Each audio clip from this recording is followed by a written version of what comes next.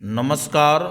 TDM सफलता channel में एक बार फिर आप सभी का स्वागत है।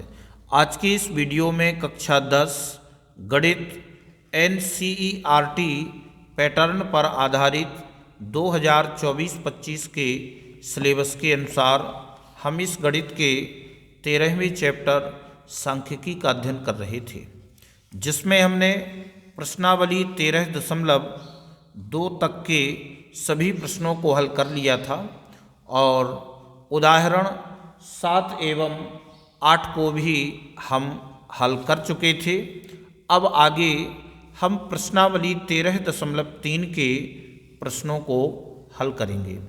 तो हम 13.3 के प्रश्नों को हल करें उससे पूर्व एक बहुत ही महत्वपूर्ण और परीक्षा की दृष्टि से आप एक संबंध देखते हैं कि केंद्रीय प्रवृत्ति के जो 3 मापक होते हैं, माध्य, माध्यक और बहुलक, इन मापकों में एक आनुभाविक संबंध है जो निम्नलिखित है।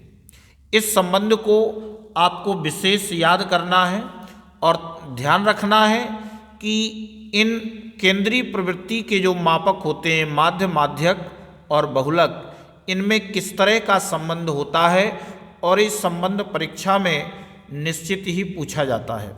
तो आप इस संबंध को किस प्रकार से याद रखेंगे उसकी ट्रिक हम आज आपको इस वीडियो में बता रहे हैं। तो यहाँ आप इसको किस तरह से याद रख पाएंगे, सबसे पहले तो आप देखें कि जो इसमें लिखा हुआ है ये सभी प्लस के रूप में है। ये तो आप पक्का देख रहे हैं, ये तीनों प्लस के रूप में है, कहीं पर भी माइनस नहीं है, पहली बात। दूसरी बात, आप यहाँ पर 3 शब्द देख रहे हैं, माध्य, माध्यक, बहुलक, और बराबर भी है, इसका मतलब है कि ये समीकरण भी है। अब आप इसमें देखेंगे कि इसमें अंक भी दिए हैं, यहाँ 3 है, यहाँ 2 है, यहाँ नहीं है।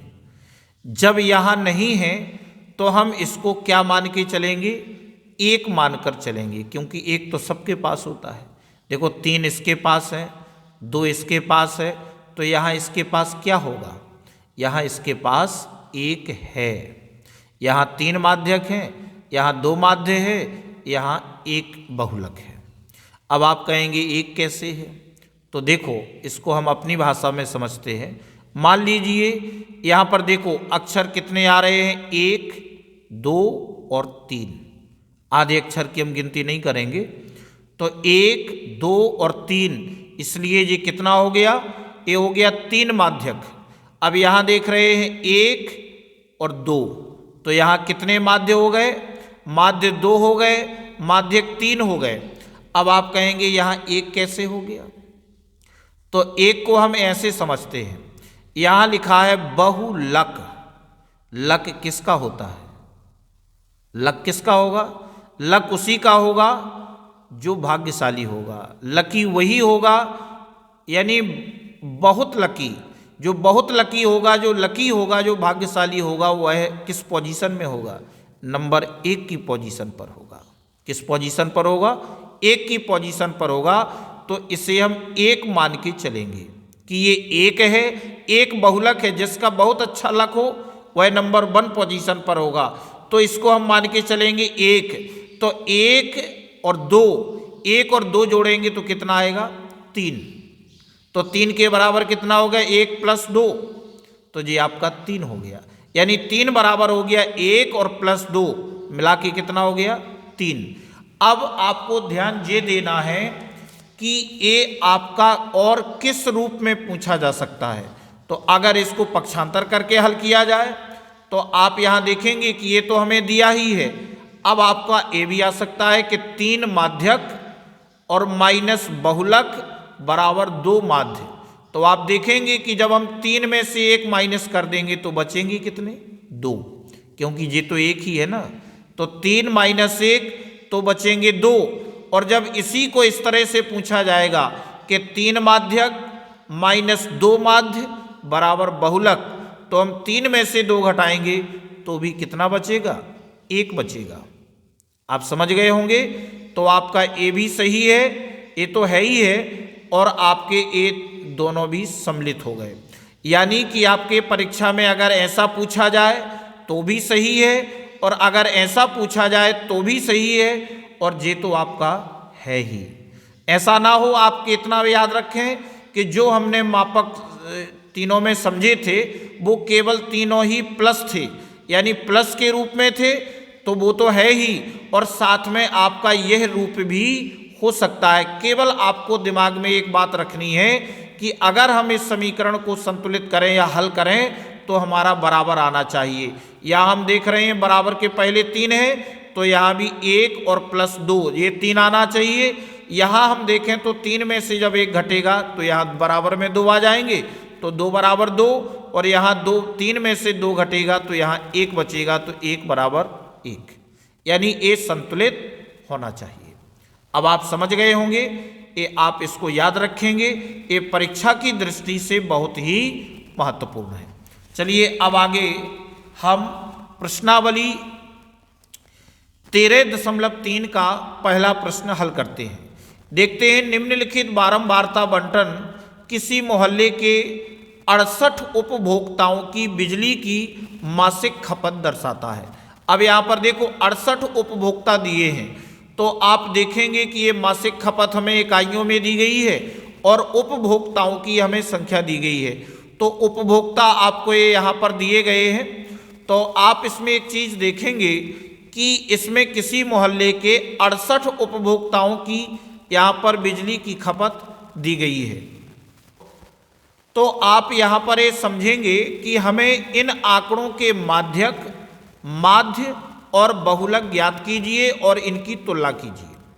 तो देखो कैसे हम समझेंगे इसको, हमें इसमें तीनों ज्ञात करना है, माध्यक भी निकालना है, माध्य भी निकालना है और बहुलक भी निकालना है। तो आप इसमें जो आपका वर्ग अंतराल है, जो मासिक खपत इकाइयों में दी गई है, ये करेंगे, और उपभोक्ताओं की संख्या, अगर यहाँ पर टोटल में 68 आ रहा होता नीचे वाली संख्या, तो हम समझ लेते कि ये हमें संचयी बारंबारता दी गई है। लेकिन यहाँ पर हमें उपभोक्ता की संख्या, उपभोक्ताओं जो हमें दिए गए हैं, तो ये आप समझ लीजिए कि ये हमारी बारंबारता दी गई है। एक कॉलम जो है ये आपकी बारंबारता यानी FI का कॉलम है, इसमें हम तीसरा कॉलम बनाएंगे संचयी बारंबारता। तो हम इनको क्या करेंगे, संचय करेंगे।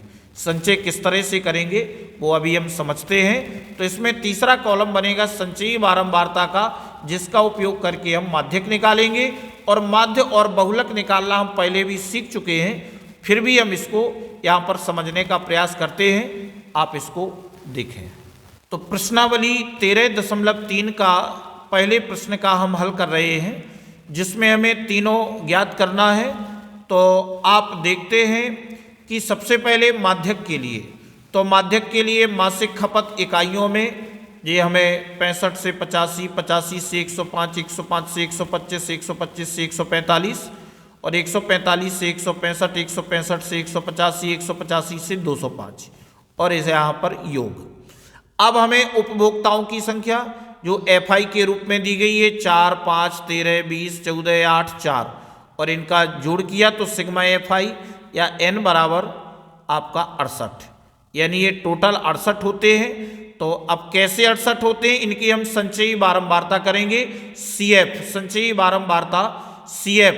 तो देखो 4 का पहले 4 रहेगा, अब हम 4 इस 4 में 5 जोड़ेंगे तो आपका 9 हो जाएगा, 9 में 13 जोड़ेंगे तो 22 हो जाएगा, 22 में 20 जोड़ेंगे तो 42 होगा, और 42 में 14 जोड़ेंगे 56 होगा, 56 में 8 जोड़ेंगे 64 होगा, और 64 में 4 जोड़ेंगे 68। तो यहाँ पर 68 हमारी उपभोक्ता है, और यहाँ पर टोटल भी लास्ट में कितना आ रहा है, संचयी बारंबारता करने पर 68 आया है। तो इस प्रकार से अब हम इसे आगे हल करते हैं। तो यहाँ n बराबर 68 जो कि संख्या है, इसलिए n/2 बराबर 68/2 बराबर 34। तो 34 से ठीक बड़ी संचयी बारंबारता 42 के, ये आप देख रहे हैं। तो यहां पर आप समझेंगे कि 34 से ठीक बड़ी संचयी बारंबारता 42 है। 34 से ठीक बड़ी कौन सी है? 42। बारंबारता 42 के संगत वर्ग अंतराल 125 से 145 है। तो 42 के संगत वर्ग अंतराल कितना है? 125 से 145 है। इसलिए माध्यक वर्ग 125 से 145। अतः माध्यक वर्ग की निम्न सीमा 125 और बारंबारता आपकी 125 से 145 में 20 और CF जो होगा ये माध्यक वर्ग के ठीक पूर्व की संचयी बारंबारता 22 और H का मान यानी वर्ग का माप जो डिफरेंस है, अंतर है, वह 20 है। अब हम माध्यक M बराबर L प्लस N बटे 2 माइनस CF बटे F इंटू H, तो L का मान 125 प्लस N बटे 2 अर्थात 34 माइनस CF का मान 22 बटे 20 इंटू 20, तो 125 प्लस 34 में से 22 घटाए 12 बटे 20 इंटू 20। अब आपका ये 20 से 20 कैंसिल हो जाएगा और 125 प्लस 12, तो 125 में 12 जोड़ दिए 137। तो अतः माध्यक M बराबर आ गया 137। अब इसी प्रश्न का हम माध्य के लिए हल करेंगे तो हमें मासिक खपत इकाइयों में ये वर्ग अंतराल दिया गया है, उपभोक्ताओं की संख्या FI हमें दी गई है और वर्ग चिन्ह हम निकालते थे 65 से 85, यानी दोनों को हम जोड़ते हैं 2 का भाग देते हैं, दोनों को जोड़ के 2 का भाग, यानी डिफरेंस इसमें कितने का आ रहा है? 20 का। तो 20 में हम 2 का भाग देंगे तो 10 आएगा और 10 को हम निम्न सीमा में जोड़ते जाएं। 65 में 10 जोड़े 75, 85 में 10 जोड़े 95, 105 में 10 जोड़े 115। इस तरह से हम 10 निम्न सीमा में जोड़ते जाएंगे और वर्ग चिन्ह XI के मान लिखते जाएंगे। अब हम विचलन DI XI माइनस A, तो हमने यहाँ पर 135 को आपका A मान लिया, तो XI माइनस A यानी 75 minus 135 minus 60, 95 minus 135 minus 40, 115 minus 135 minus 20, 135 minus 135 0। इस तरह से हम हल करते जाएंगे, इन मानों को रखते जाएंगे। फिर इसके बाद UI निकालेंगे तो DI बटे H, यानी DI के मानों में H अर्थात 20 का हम भाग देंगे, तो 20 का भाग देंगे तो 20 × 60, 20 दूनी 40, 20 एकम 20, जी 0 आएगा, 20 एकम 20, 20 दूनी 40, 20 × 60। अब हम UI और FI यानी FI के मान और UI के मान का गुणा करेंगे, तो 4 × 12 माइनस 12, 5 दूनी 10, 13 एकम 13, 20 0 0, 14 एकम 14, 8 दूनी 16 और 4 × 12। अब हमने माइनस के सभी जोड़ लिए तो माइनस 35 प्लस के जोड़े 42 और सिग्मा FI UI बराबर प्लस के 7। अब हम माध्य के लिए सूत्र लिखेंगे, x पर बार बराबर ए आपका पग विचलन विधि है, कल्पित माध्य A का मान 135 है और आपका वर्ग माप H का मान 20, तो A plus sigma FI UI बटे सिग्मा FI इंटू H, तो A का मान 135 प्लस FI UI का मान 7 और सिग्मा FI का मान 68 इंटू H का मान 20, तो 135 प्लस, अब इसका गुणा कर दिया तो 7 दूनी 14, 140 बटे 68, 135 प्लस, अब 2 से भाग दे दिया, 70 दूनी 140, 34 दूनी 68, 135 प्लस 35 दूनी 17 और 17 दूनी 34, तो 135 प्लस 17 का इसमें भाग दिया तो 2.05 और इसमें जोड़ दिया, तो इसलिए माध्य बराबर 137.05। अब आगे हम इसी पहले प्रश्न का हम बहुलक ज्ञात करेंगे। तो बहुलक ज्ञात करने के लिए सबसे पहले हम दिए गए आंकड़ों में अधिकतम बारंबारता 20 है, यानी इन सभी आंकड़ों में अधिकतम बारंबारता कितनी है? 20, और इसके संगत वर्ग अंतराल 125 से 145 है, तो 20 की बारंबारता 125 से 145 है, इसलिए बहुलक वर्ग 125 से 145। तब L बराबर ये बहुलक वर्ग की निम्न सीमा 125 और F1 क्या है? F1 है बहुलक वर्ग की बारंबारता, ये बहुलक वर्ग की बारंबारता F1 20 हो गया और F0 बराबर 13 है, यानी ये बहुलक वर्ग के ठीक पहले वर्ग की बारंबारता आपकी 13 हो गई और F2 का मान 14 है, यानी ये बहुलक वर्ग के ठीक बाद की बारंबारता 14 है और H का मान 20। तो अब हम इसको सरल कर लेंगे। किस प्रकार से हल करेंगे देखते हैं। बहुलक बराबर L plus F1 minus F0 बटे 2F1 minus F0 minus F2 into H।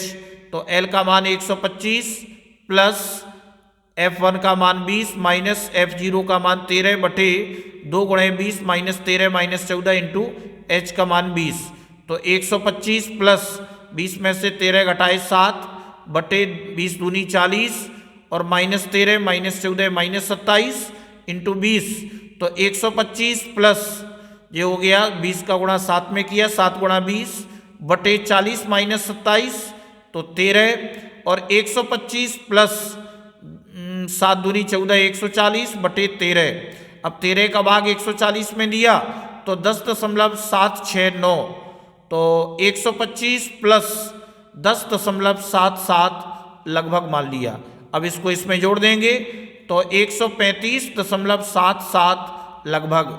अतः आंकड़ों का माध्यक 135.77 लगभग है। अब हम इन तीनों को बताएंगे। अतः दिए गए आंकड़ों का माध्यक 137 और माध्य 137.05 तथा बहुलक 135.77 लगभग है। इस प्रकार से आपने इस पहले प्रश्न की तीनों मापकों का अध्ययन किया और इसको सरल किया। अगर आपको ये वीडियो अच्छा लगा हो तो वीडियो के लिए कमेंट और शेयर अवश्य करें। धन्यवाद।